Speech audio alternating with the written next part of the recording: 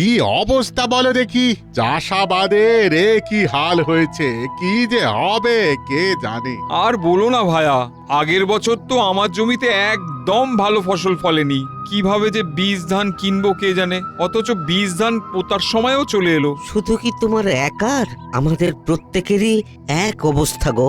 আগের বছর ঠিক মতন বৃষ্টি হলো না, কিভাবে যে চাষবাস হবে।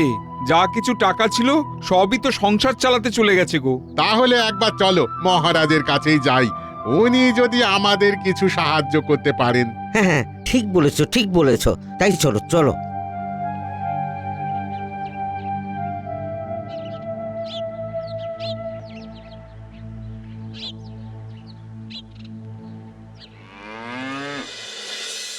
ওরে বাবা রে বাবা, সকাল থেকে ঘরে বাইরে করছি, এই নিয়ে 5বার হয়ে গেল। কতবার বলেছিলাম অত চিংড়ি ও বাবা। খেও না, কিন্তু কে শোনে কার কথা। আবার পেটে মোচড় দিচ্ছে, আবার যেতে হবে। হ্যাঁ হ্যাঁ, তুমি সারা সকাল ওই করো, আজকে রাত সভা যেতে হবে না। হ্যাঁ, এই দেখি আমি থানকুনি পাতা দিয়ে কাঁচকলার ঝোল বানাচ্ছি। হ্যাঁ,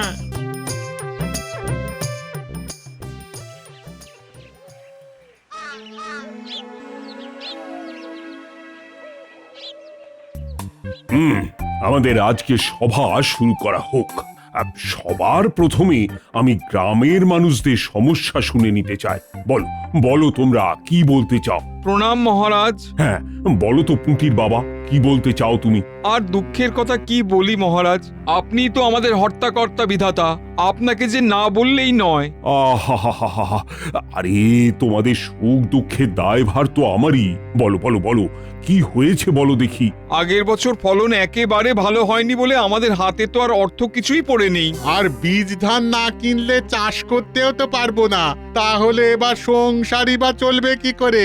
এখন আপনি যদি আমাদের কিছু অর্থ সাহায্য না করেন, তাহলে যে আমরা খুব বিপদে পড়বো মহারাজ। সে কি, এ তো মহা মুশকিল। আগের বছর চাষের ফলন ভালো হয়নি বলে তোমাদের খাজনাও আমি মকুব করে দিয়েছিলাম, আর তাই এবছর রাজকোষও তো প্রায় শূন্য।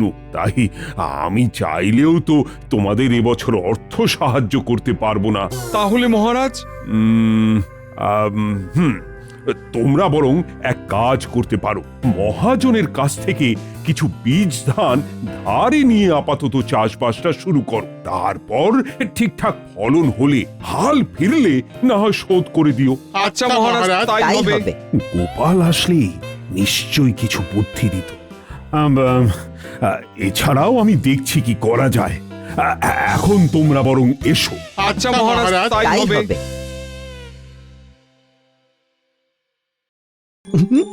এই পেয়েছি সুযোগ, এখন মহারাজও সাহায্য করবেন না, আর চাষিদের অবস্থাও করুন।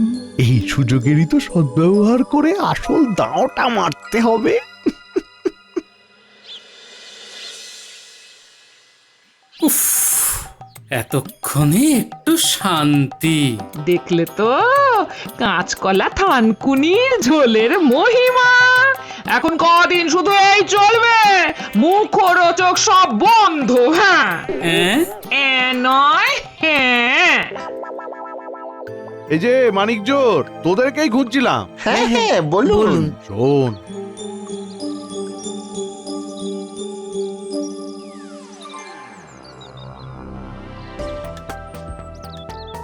কি হে মহাজন, বীজ ধান বিক্রি করছো? হ্যাঁ মন্ত্রী মশাই, আমার যা কাজ তাই করছি। এইবার তো চাষিরা আসবে তোমার কাছে বীজ ধান কিনতে। আসবে বলে আমার তো মনে হয় না মন্ত্রী মশাই। এইবার ফলনের যা অবস্থা, ওই বীজ ধান কেনার টাকা কোথা থেকে পাবে বলুন তো? হ্যাঁ, আরে আসবে আসবে, বীজ ধান না কিনলে পরের বছরের শস্য উৎপাদন হবে কিভাবে? তাহলে তো তোমার ট্যাঙ্ক ভালোই গরম হবে, কি বলো? হ্যাঁ তা মন্ত্রী মশাই, আপনাদের দয়ায় এই যতটুকু উপার্জন হয় তাতেই চালাতে হয়। কিন্তু এবার তোমায় তো চালাতে দেব না, চালাবো আমরা। আপনারা মানে? সেটা এক্ষুনি বুঝতে পারবে। এই বটা ঘটা, দাঁড়িয়ে আছিস কেন? দড়িটা বের কর জলদি।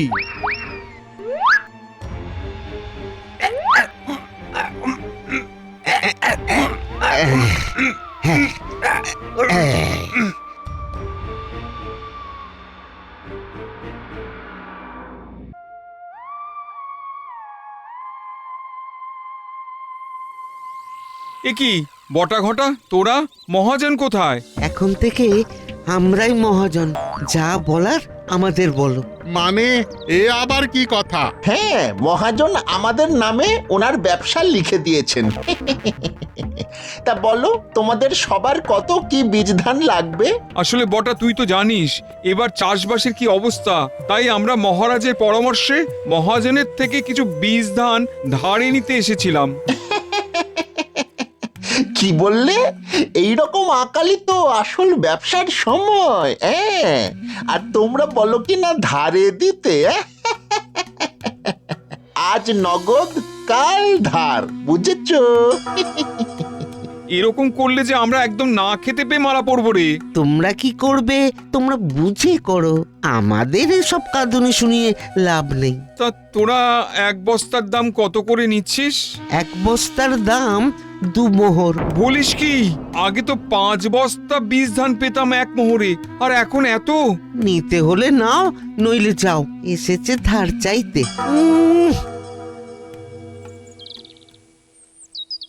কি করা যায় বলো দেখি? এবার কি সত্যি সত্যি আমরা না খেতে পেয়ে মরবো?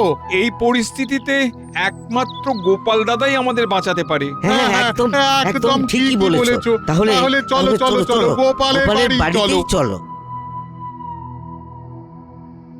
কি বললে তোমরা? বটা ঘটা ব্যবসা করছে? হ্যাঁ গোপাল দাদা, ওরাই ব্যবসা করছে। মহাজন নেই, শুনলাম নাকি মহাজন ওদেরকে ব্যবসাপত্র লিখে দিয়েছে। ব্যাপারটা তো মোটেই সুবিধের লাগছে না। বটা ঘটা তো একা একা কিছু করতে পারবে না, নিশ্চয়ই এর পেছনে বেটা মন্ত্রীর হাত আছে। বটা ঘটাকে সামনে রেখে পেছনে থেকে ষড়যন্ত্র করছে। কিন্তু বীজ ধান তো কিনতেই হবে। গোপাল, কিছু একটা ব্যবস্থা করো, তুমি শেষ আশা ভরসা আমাদের। ওহো, একটু ভাবতে দাও। একটা বুদ্ধি এসেছে, শোনো। সবাই ভালোভাবে বুঝেছো? হ্যাঁ। দাঁড়াও, এটা নিয়ে যাও, আর আপাতত যেমন বললাম সেই মতো কাজ করো। আর পুঁটির বাবা, তুমি আবার ঠিক 2 দিন পর আমার সাথে এসে এই সময় দেখা করবে, কেমন? আচ্ছা গোপাল দাদা, আসি তবে। কিন্তু মহাজন গেল কোথায়?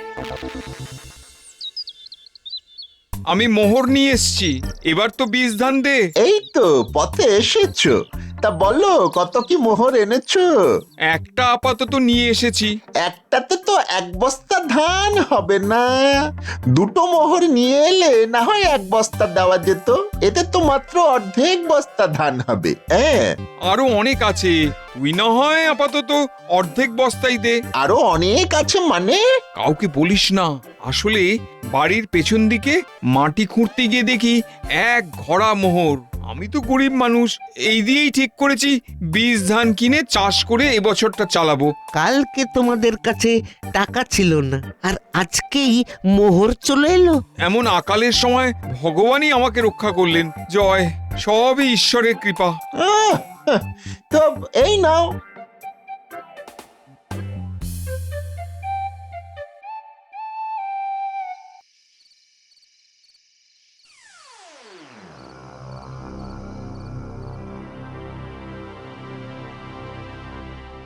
এই নিন মন্ত্রী মশাই। আজ এই একটা মোহর আমদানি হলো? হ্যাঁ মন্ত্রী মশাই, তবে একটা সুখবর আছে। কি রে? হ্যাঁ, পুঁটের বাবা বাড়ির পিছন থেকে 1 ঘড়া মোহর পেয়েছে। বলিস কি রে? এ তো মেঘনা চাইতেই জল রে। তা যা বলেছেন মন্ত্রী মশাই, তাই কাল 1 ঘড়া মোহর আমদানি হতে চলেছে। আচ্ছা, বেশ বেশ বেশ। এখন তোরা যা যা। শুনছো, কতদিন হয়ে গেল তুমি আমায় আর নতুন কোনো গয়না করিয়ে দাওনি বলো তো? আহা রাগ করছো কেন? শেষ কবে আমায় নতুন গয়না গড়িয়ে দিয়েছো সে খেয়াল আছে? আরে গিন্নি গিন্নি, তুমি চিন্তা করছো কেন? একটু অপেক্ষা করো, কদিনের মধ্যে তোমায় একটা দারুণ সীতাহার গড়িয়ে দেব। রোজগার কি আর আমি আমার একার জন্য করি গিন্নি? আমি অত শত জানি না, আমার খুব শিগগিরই একটা সীতাহার চাই, এই আমি বলে দিলাম। আচ্ছা বাবা আচ্ছা, আমি কালই গিয়ে গয়না গড়তে দিয়ে আসছি।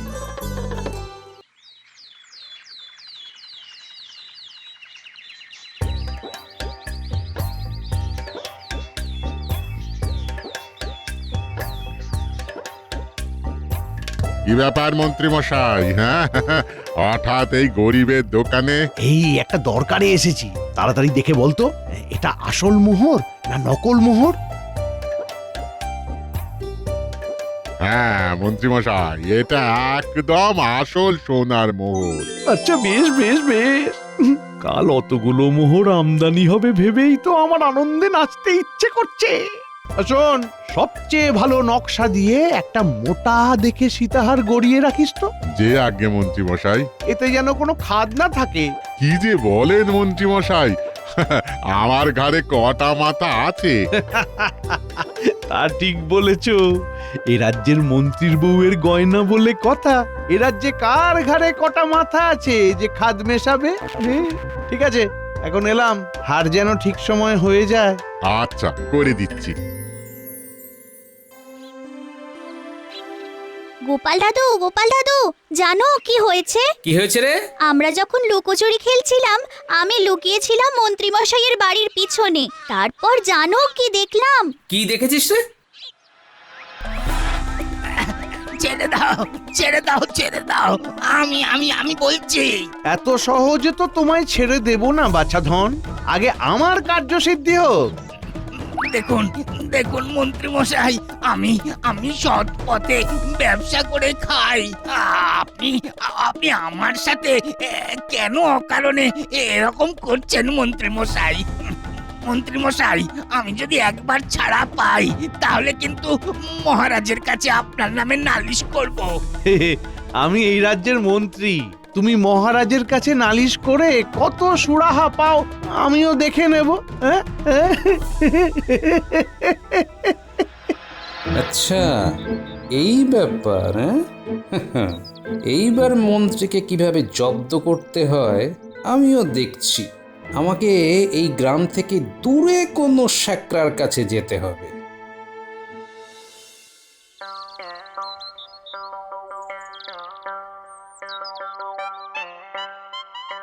শোনো ভাইয়া, এই লোহার কয়েনগুলোকে সোনার জল করে দাও দেখি, আমার আজকের মধ্যেই লাগবে। আচ্ছা, করে দিচ্ছি। কই দাও দাও দেখি একটা। বাহ বাহ বাহ, চমৎকার হয়েছে। ধন্যবাদ ভাই, এই নাও তোমার মজুরি।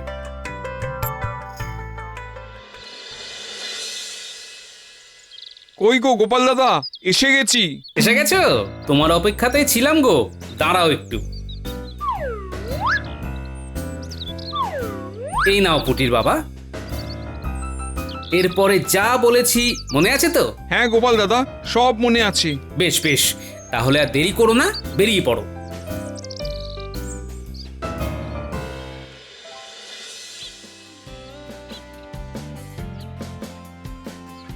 কি গো পুঁটির বাবা, আজকে মোহর এনেছো তো? হ্যাঁ রে বটা, আজকেও নিয়ে এসেছি। তা ভালো, বলো তাহলে তুমি ক বস্তা বীজ ধান নেবে? দেখ, আমি তো জানি না এক ঘোড়া মোহরে ক বস্তা বীজ ধান হবে, তুই দেখে আমার হিসেব করে দে। আচ্ছা,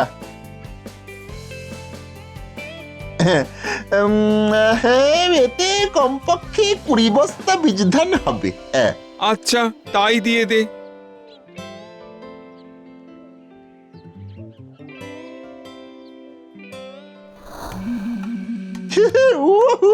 কি আনন্দই না হচ্ছে বল। হ্যাঁ, তা যা বলেছিস, এক ঘোড়া মোহর আমদানি হয়েছে আজ। মন্ত্রী মশাই যা খুশি হবেন না। মন্ত্রী মশাই খুশি হলেই আমাদেরও বকশিস বাড়বে। তা যা বলেছিস, চল চল তাড়াতাড়ি পা চালিয়ে চল, ওদিকে মন্ত্রীমশাই আবার অপেক্ষা করছেন। হ্যাঁ, চল চল।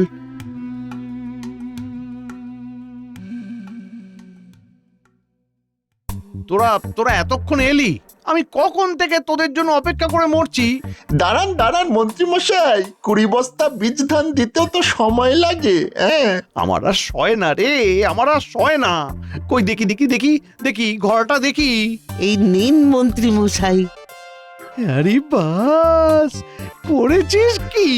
হ্যাঁ, এই এক ঘোড়া মোহর এই আকালের সময় রোজগার করাটা কি চারটিখানি কথা রে? উহু।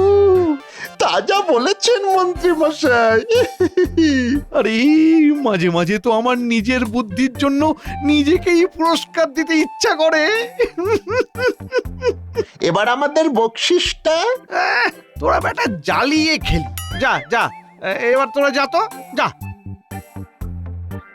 যাই, এরপর শ্যাকরার দোকানে যাই, গিন্নির গয়নার খবর নিয়ে আসি। কি হে ভায়া, আমার গিন্নির সীতাহারটার কি খবর? ঠিক মতো তৈরি করেছে তো? এই যে মন্ত্রী মশাই তৈরি হয়ে গেছে, দেখুন। এই নিন, দেখুন দেখুন। আরে এ তো দারুণ হয়েছে। আমি তোমার কাছে খুব খুশি হয়েছি। এর জন্য তোমায় আলাদা করে বকশিস দেব। আপনাদের খুশি করাই তো আমার কাজ মন্ত্রী মশাই। তুমি বরং এক কাজ করো, বুঝলে, এই ঘোড়ার অর্ধেক মোহর তুমি নাও, আর অর্ধেক মোহর গলিয়ে আমার একটা সোনার তাল করে দাও। আচ্ছা মন্ত্রী মশাই।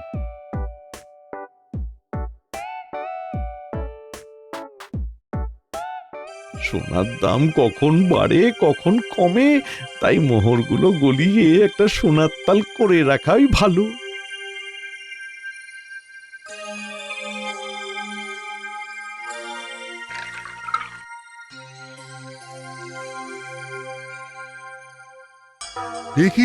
একই মন্ত্রী মশাই, হ্যাঁ এ তো লোহা। দেখুন দেখুন দেখুন দেখুন। এ কি? আমি কি দেখছি? এই তো সোনা গলে লোহা বেরিয়ে যাচ্ছে। হায় হায় হায় হায় হায়, আমার সাথে কি হলো? হায় হায় হায় হায় হায়। ষড়যন্ত্র, ষড়যন্ত্র, আমার বিরুদ্ধে গভীর ষড়যন্ত্র করা হয়েছে। কুটির বাবার এত বড় সাহস যে আমাকে এইভাবে ঠকায়। হ্যাঁ, এ নিশ্চয়ই গোপালের কাজ, এ নিশ্চয়ই গোপালের কাজ। কুটির বাবার এত সাহস হবে না যে আমার বিরুদ্ধে এমন ষড়যন্ত্র করে। ছাড়বো না, আমি কাউকে ছাড়বো না। এর শেষ আমি দেখে তবে ছাড়বো, তবে।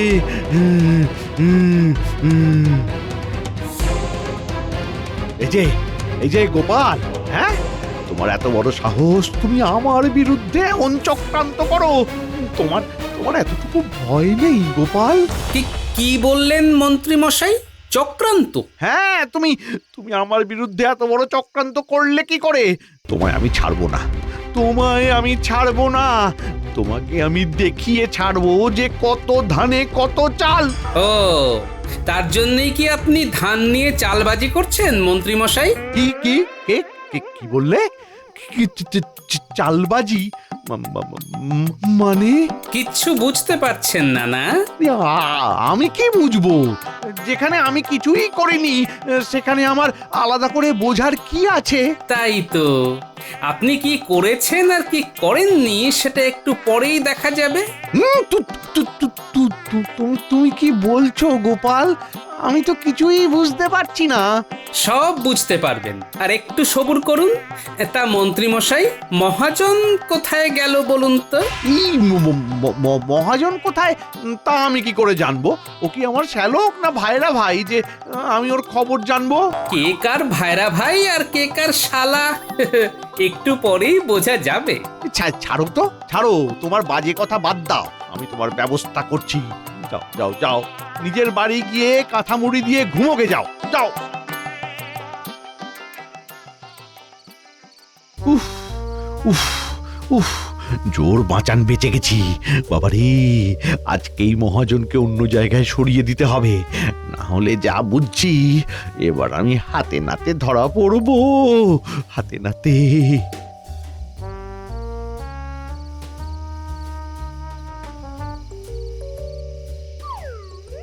এই যে মন্ত্রী মশাই, কি ভেবেছিলেন হ্যাঁ? এই গোপালের হাত থেকে আপনি এত সহজে নিস্তার পেয়ে যাবেন? নিজেকে খুব চালাক মনে করেন তাই না?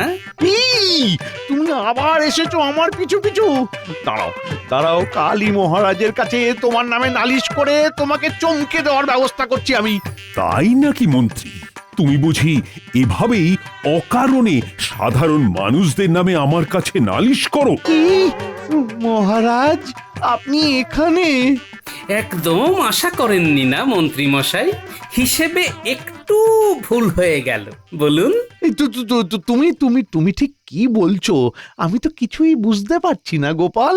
আপনাকে আর কিচ্ছু বুঝতে হবে না, আমি এক্ষুনি সব বুঝিয়ে দিচ্ছি। এই যাও তো, মন্ত্রী মশাইয়ের বাড়ির ভেতরে ভালো করে খুঁজে দেখো উনি মহাজনকে কোথায় লুকিয়ে রেখেছেন। শোনো, একটা ঘরও বাদ দেবে না। না না, দাঁড়াও। তুমি চুপ করে এখানে দাঁড়িয়ে থাকবে। তোমার লজ্জা করে না? তুমি কিনা এ রাজ্যের মন্ত্রী, যেখানে আমার পরে তোমার স্থান, আর সেই তুমি কিনা রক্ষক হয়ে ভক্ষকের কাজ করলে। না মানে মানে মহারাজ, ছি ছি ছি ছি ছি, আমার ভাবতেও লজ্জা করছে। গরিব চাষিদের এই আকালের সময় এমন ভাবে লুটতে তোমার এতটুকু লজ্জা করলো না? দেখলেন তো মহারাজ, আমি আপনাকে এমনি এমনি এখানে আগের থেকে নিয়ে এসে অপেক্ষা করাইনি। একদম ঠিক বলেছ তুমি গোপাল। ভাগ্যিস ভাগ্যিস তুমি আগে ভাগে সবকিছু বলে আমাকে এখানে নিয়ে এসেছিলে, না হলে তো এমন ভাবে হাতে নাতে চোর ধরা পড়তো না। তা বলে মহারাজ আপনি আপনি আমাকে সবার সামনে এভাবে চোর বলবেন?